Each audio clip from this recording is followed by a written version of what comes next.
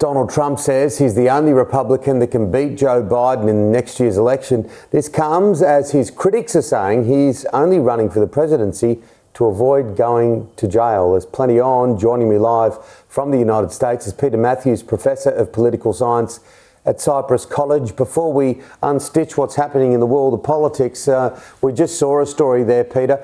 It's pretty grim on the borders, isn't it? And the desperation of people trying to come into the US.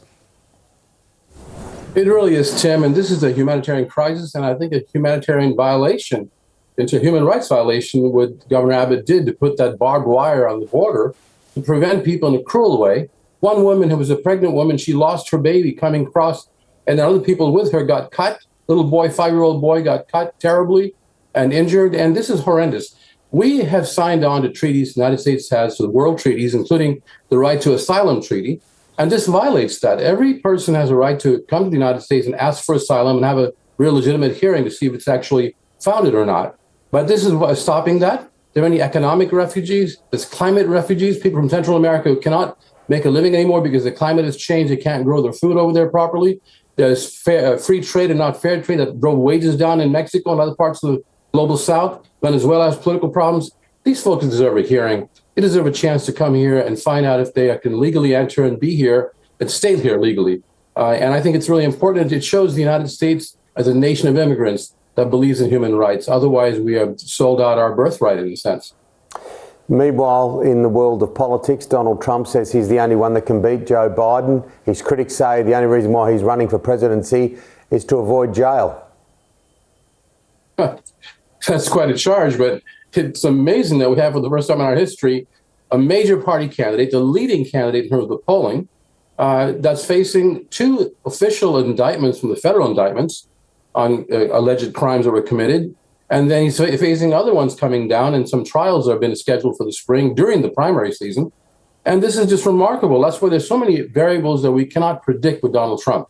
His polling may show that he's tied with Joe Biden, or very close to being able to beat Biden, very close to it. Mr. DeSantis is polling a little bit lower than him, is coming in second. But still, I think that Trump is the candidate that's less predictable as to what could happen with him. He could lose the election with the turn of something, an event in the spring. He could lose the general election. That's the problem. He'll maybe win the primary. So this is remarkable. I think Republicans have to wake up and take their party back and put it on the right track again as a party of moderation, of individual freedom and initiative, the party of President Abraham Lincoln, who was a co-founder of it. How far we've come from that, the leadership of people like Donald Trump. It's a bit of an indictment on the party when you look at the opposition. There just doesn't seem to be enough opposition, does there, to Donald Trump within the Republican Party? And that is really tragic, because that's the only people that could actually turn this around is leaders in the party who are prominent, senators, governors, other people who are maybe running for president as well, who could really speak out clearly and truthfully that Donald Trump is not qualified to be president, period, because of what he's done in the past, because of what he's facing here legally, and other things. He's just not qualified, and they should speak out on that and talk about integrity and morality. That's really important. Morality and ethics is really important in politics.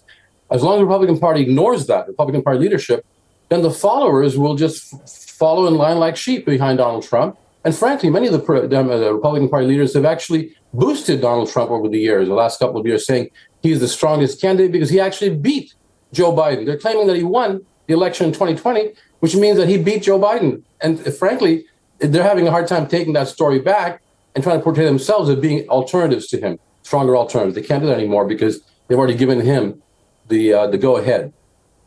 Yeah, the president has his own challenges, doesn't he? Look, Hunter, his son, that whole story tends to just cover him with a fog. Also, his age. Look, there's a whole murkiness to what happens over the next 12 months.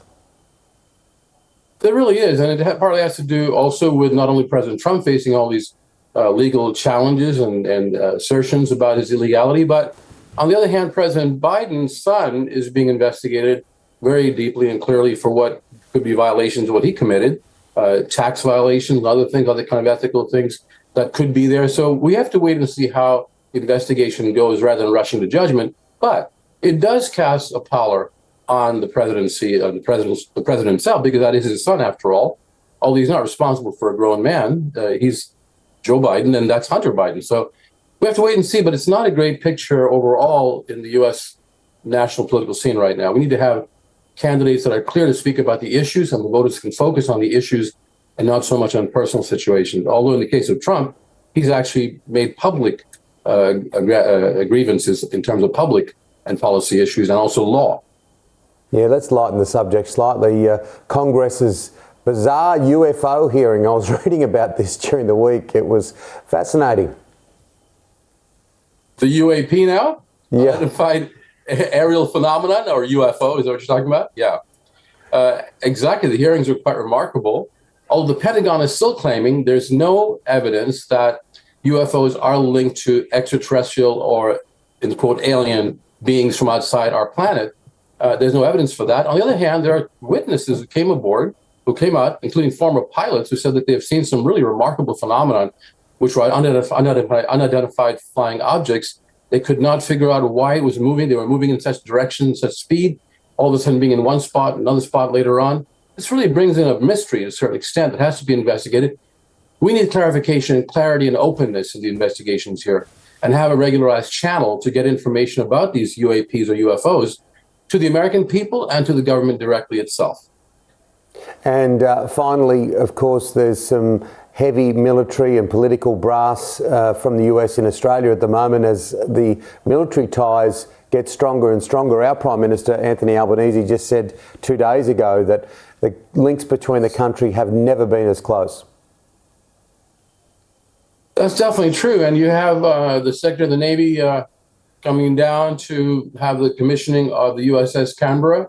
You had the American ambassador there. You had the Governor General of Australia. Some very big heavy hitters were there to show symbolically, and I suppose in a sense practically, that the US and Australia will cooperate in any kind of defensive action that they need. And we hopefully that it will be a defensive action that's portrayed and not so much of an action which might threaten if you seem to threaten other countries and create instability in the Pacific.